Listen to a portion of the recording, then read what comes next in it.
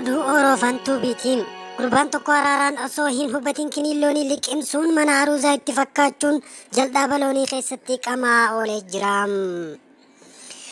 Itoophiyaan dhukkuba congaraa yookaan gaastirikiin addunyaa irraa tokkoffaa bahuun siidaan gaastirik Itoophiyaa keessatti akka dhaabbatu mootummaan gurguddaan addunyaa murteessanii jiranii. Namoonni hoggaa jimaa qama'an ibidda irratti libaana tanaquuf jarjaran dhuufuuf haala mijjeeffachaa akka jiran qorannoon dhiyoo kana Dr. Zarqalleeyniin gabaafame ifoomsee jira. Naannoo Oromiyaa godina Harargee baanota baay'ee keessatti dubartoonni hangi isaanii hin beekamne bilbila isaaniin neetworkii akka hin hojjennee fi iskiriinii akka daffeen dalayne godhanii jiranii. Akka qorannoon ifoomsetti iddoo mudhii kana keessa aasidiin cimaan ifaa kiilowaatii 1000 maddisiisu iddoo sanatti akka argamu qorannoon ifoomseera. Aasidiin kun dhiira miidha.